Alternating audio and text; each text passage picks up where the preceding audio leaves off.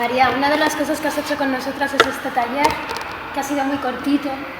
Sí, ha sido corto. Sí, y me hubiera gustado que hubiéramos tenido muchos más días para poderlo desarrollar. Yo veo que tú tienes una línea que te importa, que es pedagógica, en el sentido de que te importa mucho transmitir algunas cosas muy concretas y muy sistemáticamente, no solo la acción directa o no solo trabajar en otros ámbitos, sino también hacer estos talleres que te llevan mucho tiempo y mucho esfuerzo. Y los haces, ¿no? Los haces con mucha concentración, como he visto, con mucha metodología, con mucha sistematicidad. Y te quería preguntar por ¿por qué crees que es importante hacer eso? Y bueno, yo sé un poco la respuesta, pero quiero que me lo cuentes tú, ¿por qué te parece importante eso?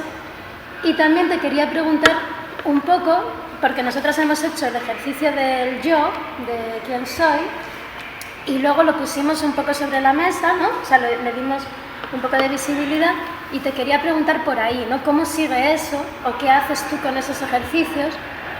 Yo vi un poco que, bueno, se presentaron como 7 y eran 7 yoes que salían bastante del trauma, o sea, creo que, ¿no? Que en esos ejercicios te debes encontrar bastante con la vuelta al trauma, no lo sé.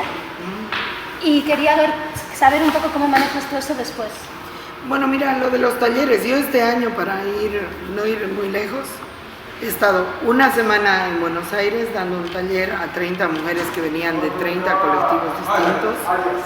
He estado en Córdoba, otra semana con cualquier cantidad de movimientos dando un taller. Voy a México ahora a dar otro. En Bolivia los doy permanentemente. Yo manejo 2 grupos taller en Bolivia, porque nosotras nos organizamos por grupos taller, ¿no? Entonces cada grupo taller tiene una responsable y yo soy responsable de 2, porque no podemos estar empezando siempre de cero, que las mujeres, las feministas, tenemos esa especie de trauma, ¿no? Somos pioneras porque nuestra memoria va siendo destruida y nuestros aprendizajes van siendo destruidos, desconocidos por nosotras mismas. Entonces, por otro lado, yo creo que la teoría no es monopolio de la academia, sino que los movimientos son capaces de producir teoría. No siempre, pero hay un saber que se construye desde el movimiento. Entonces, a mí siempre me ha interesado recuperar estos saberes, trabajar estos saberes, y entonces yo tengo diferentes talleres que los comparto de forma permanente, también por distintos motivos. El primero y el más político es el tema de la memoria, es el tema de no empezar de cero todo el tiempo. Además, porque yo represento una generación que es interesante, porque yo vengo habiendo recogido con mucha intensidad la democracia que gestaron los movimientos populares, mineros, campesinos, estudiantiles de los 80s. Y yo aprendí ahí muchas cosas. Y trabajo con mujeres, jóvenes, etcétera, que vienen ya de sociedades neoliberales plenas, donde esas formas de democracia popular ya estaban quebradas, desvalorizadas, y esos saberes estaban vilipendiados y desvalorizados. Si bien como feminista tengo, por supuesto, una visión crítica, yo sé perfectamente lo que es una asamblea de mineros, sé cómo se tomaban las decisiones, sé todo ese andamiaje de construcción de una democracia popular, no estatal, etcétera, etcétera, ¿no? Entonces, yo soy, por ejemplo, un puente, y me siento que tengo totalmente la obligación, porque además las compañeras en el movimiento hay mucha gente joven, no todo el mundo, pero hay mucha gente joven que llega en cero, porque el neoliberalismo nos atravesó enteras, ¿no? Entonces vació precisamente esas cosas, o las desvalorizó tanto que te llega la gente que no sabe construir un trabajo colectivo, y es de ahí hay que empezar de cero. Entonces yo hago ese trabajo porque es la única manera de construir movimientos. O sea, a mí yo quiero que la gente me entienda. ¿Qué estoy haciendo yo? Yo estoy construyendo movimiento para tomar el poder, para ser senadora. No, Yo estoy construyendo movimiento porque el movimiento es el espacio de sentido para las cosas que yo voy a hacer. Entonces, vivo construyendo movimiento que se va destruyendo permanentemente. Yo hay veces que me siento recogiendo entre las manos arena, que se me va escurriendo por todos los huecos, pero no importa, no importa. Entonces, eso por un lado. Por otro lado, el retrato es una metodología, es un paso que lo utilizo en todas las dinámicas o relaciones, porque yo no trabajo solo sobre el mundo del arte yo trabajo sobre muchas cosas al mismo tiempo, ¿no? Antes de venir aquí estuve en un taller en Yayagua. Yayagua es un centro minero, es un centro sumamente precarizado de alta contaminación ambiental en Bolivia. Y me llamaron, yo voy a todo lado donde me llaman y la gente me llama mucho. Pues yo uso el retrato siempre, porque el retrato es un instrumento de reconstrucción, es un instrumento de reconstrucción, es un instrumento de confrontación contigo mismo, muy útil, pedagógicamente muy revolvedor. Entonces no importa que utilice el trauma, no importa que utilice el estereotipo, porque muchas veces tú encuentras el estereotipo, encuentras el trauma. Lo importante es que haya alguna capacidad de tomar contacto contigo como sujeto, que es el contexto en el cual yo trabajo el retrato. Tomar contacto contigo como sujeto, reconocerte sujeto. Ya, es así. Entonces nada, pues el tema es reconocerte como sujeto. Yo creo que esto es importante en política, en arte, en economía, en absolutamente todo, ¿no? Reconocerte como sujeto. Que además partimos de una situación de despojo de esa condición de sujeto. Estamos siendo despojadas permanentemente de nuestra condición de sujetos. Hablando de sujetos y sujetas y sujetes políticos, ¿trabajas con hombres? Con hombres cis, ¿no? Digo, con varones. Mira, nosotras construidos, socializados. Mi responsabilidad en la casa, volviendo a las Virgen de los Deseos, cada una de nuestras responsabilidades son rotatorias y cada quien se responsabiliza de lo que le da la gana. Eso es muy importante. Entonces mi responsabilidad por ahora es la radio. Yo ando deseando dejársela a alguien que nadie quiere, pero bueno, a ver algún día. Entonces la radio no es un escenario para hacer un monólogo. La radio es un escenario para hacer un diálogo, y un diálogo con la sociedad. Entonces nosotras hemos querido no cometer el error de hacer una radio para convencidos, para convencidas. Y en la radio trabajan con nosotras muchos hombres. Pero trabajan con nosotras bajo un pacto ético también. Un pacto ético en el que somos intransigentes. Es decir, ni un paso atrás de ese pacto ético, que es el marco definitivo. Y funciona muy bien. ¿En qué consiste este No, pacto? igual. El tema es un pacto ético muy parecido al de la casa. Es decir, respeto al aborto, respeto a la prostitución, cero racismo, cero homofobia. Y nos ha ido muy bien. Hemos tenido relaciones muy utilitarias con nosotras. Porque nosotras hemos logrado una voz colectiva que es inédita para movimientos feministas. Los movimientos feministas logran aglutinarse o no, logran hacer movilizaciones o no, pero no logran constituir una voz colectiva de referencia en una sociedad. Y nosotras hemos logrado hacerlo a lo largo de muchos años. Entonces, eso nos ha convertido en una especie de plataforma de valor. Y mucha gente se relaciona con nosotras de forma utilitaria. Hay que reconocerlo, es decir, gente que viene a la radio para sacar de alguna manera ventaja de esa plataforma y estamos conscientes de eso. son relaciones por eso temporales. No creo, te diré, yo no creo, yo soy una persona que creo que hay que construir alianzas insólitas. Creo que las alianzas insólitas son alianzas a largo plazo y son alianzas no utilitarias. Cuando te juntas con quien no estaba pensado que te juntes, con quien estás desobedeciendo para juntarte y la otra persona también, o el otro grupo o el otro movimiento también. Y creo que en ese roce está la magia.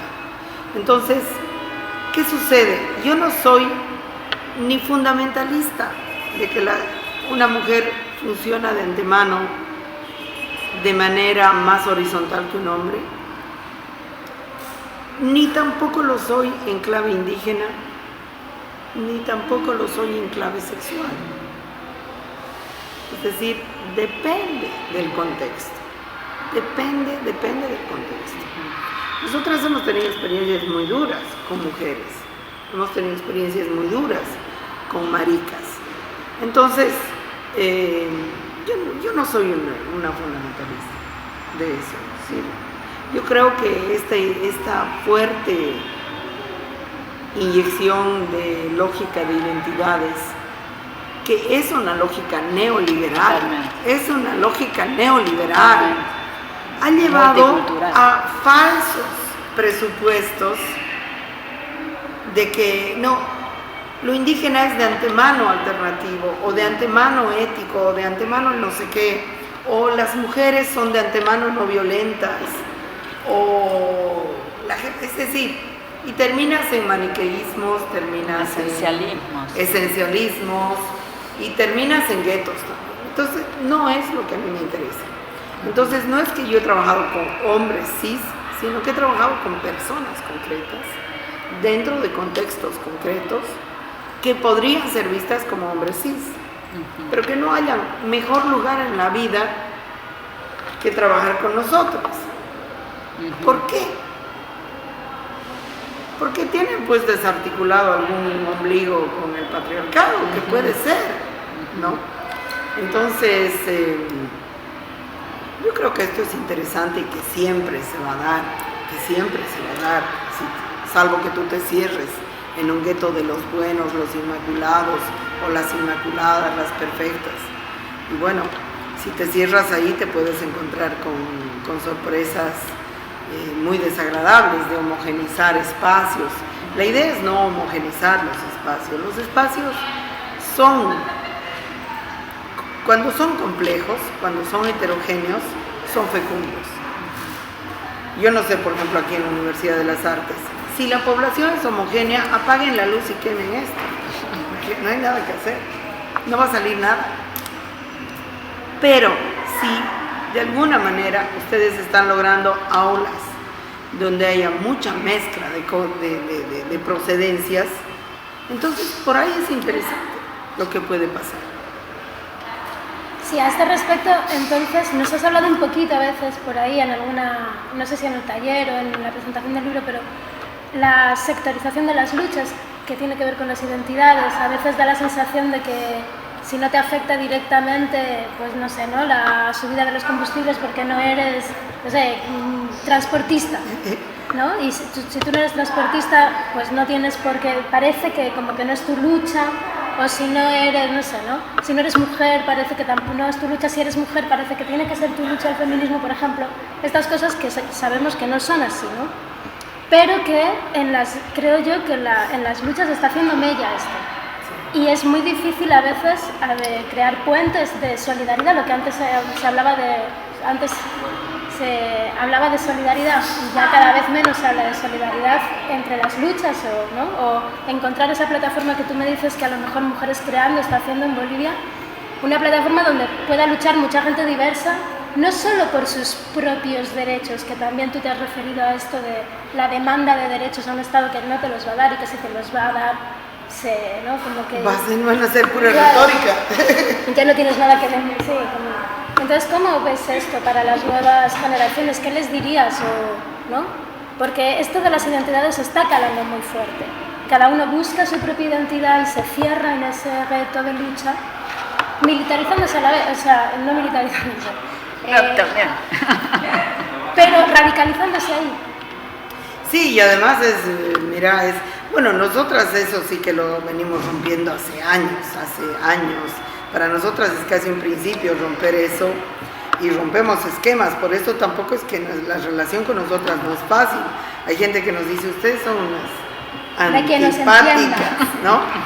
Ustedes son unas antipáticas porque nosotras cuestionamos esto de estar jóvenes entre jóvenes, lesbianas entre lesbianas, indígenas entre indígenas, campesinos entre campesinos, viejos entre viejos, porque además son procesos que terminan homogenizando al sujeto. No hay un sujeto homogéneo nunca, ni si estás solamente entre transexuales, mujeres, tienes un sujeto homogéneo. Entonces se construye la ficción de la homogeneidad y por lo tanto la simplificación de la condición en base a eliminar, digamos, todo lo que te estorba y terminas con movimientos maricas sin visión de clase, con movimientos feministas sin visión de clase, con movimientos, o sea, y así sucesivamente, ¿no? O con movimientos indígenas fundamentalistas que folclorizan y construyen un mito en torno de sí mismos y no vas a ninguna parte. Y además, la complejidad de la trama de lo que es el patriarcado colonial capitalista es una complejidad donde lo que importa no es el racismo, sino la relación entre racismo, heterosexismo, colonialismo. Es decir, ahorita lo que nos interesa es encontrar las claves de relacionamiento entre estos fenómenos para desactivarlos. ¿Y quién va a hacer ese relacionamiento? Un sabio que esté en la biblioteca que dibujaba Humberto Eco, algún preclaro filósofo, o lo vamos a hacer las personas sentadas en una mesa horizontal donde todas tenemos fragmentos de verdad, fragmentos de análisis, fragmentos de sentido que solamente cobran una fuerza contundente cuando unimos esas piezas. Solamente cobran sentido cuando unimos esas piezas. Y si no las unimos, pues no alcanzamos sentido. Y por otro lado, una cosa que está sucediendo precisamente en el neoliberalismo, que es un modo muy efectivo, ¿no? El neoliberalismo no es un sistema que no está pensado, que no tiene una tecnocracia muy grande en las universidades y mucha plata para seguir funcionando. Es decir, a cada uno de estos sujetos se les ha atribuido un guión oficial. Entonces hay un guión oficial del feminismo, hay un guión oficial de lo que LGBT, hay un guión oficial de lo indígena y nunca puedes romper ese guión oficial. Entonces, la única manera de salir de ese encierro es juntándonos entre diferentes y entendiendo que cada quien tiene una pieza que tiene que encajar con la otra pieza, para tener una visión global. Así que nosotras trabajamos permanentemente con esa perspectiva. Tenemos hoy en Bolivia la capacidad de proponer esa perspectiva a la sociedad y la sociedad nos escucha. La sociedad o sea, hace muchos años decía, están locas, es evidente que están locas. Bueno, las madres de Plaza de Mayo también. Bueno, las locas de Mayo, sí. Qué chévere. Entonces, la resistencia, la terquedad está llevando a mucha gente a darse cuenta que y estas son metodologías. Es decir, yo trabajo mucho sobre el cómo hacer las cosas. Porque el problema no es la tesis conclusiva, sino el proceso es el contenido. Y el contenido es el proceso. Tú no vas a tener un contenido legítimo sin un proceso legítimo. Y el proceso es la metodología del cómo construir. Así que estamos trabajando fuertemente en eso, compañeros. Y es posible, es totalmente posible. Y ahí en esa metodología entran los talleres, ¿no? Que son como de una reeducación o una rehabituación ¿no? a Los talleres forman parte de un conjunto de saberes que, digamos, yo tengo y los comparto, que no están por encima de los talleres y los saberes que tienen otras compañeras. Mis talleres no son la nata, no son la fórmula de la Coca-Cola, no son la fórmula de la subversión. Mis talleres son lo que yo sé y lo que yo he aprendido en estas luchas para compartirlo con estudiantes, con mujeres, con grupos de chiflados, no importa, con quien quiera. En condiciones obviamente de seriedad en términos de, digamos, de realmente sentarnos y bueno, vamos a hacer esto, ¿no? Entonces, los talleres son una parte. Que están los talleres, pero están toda la producción de justicia que hacéis, las salidas que nos enseñabais que hacéis al mercado, que ya sois como conocidas, ¿no? Que de vez en cuando salís por ahí a liarla, ¿no? La radio, o sea, todos son estas piezas que son un conjunto de prácticas que suman, por supuesto. Todas nuestras prácticas suman, todas nuestras prácticas. Pero ahí sí que nosotras tenemos mucho cuidado de valorar todas las prácticas. Desde la compañera que es capaz de sostener un comedor, hasta yo que soy capaz de sostener una radio y que ya tengo crónica, la voz ya está crónicamente mal, de tanto hablar, pero es que hablar es un trabajo brutal.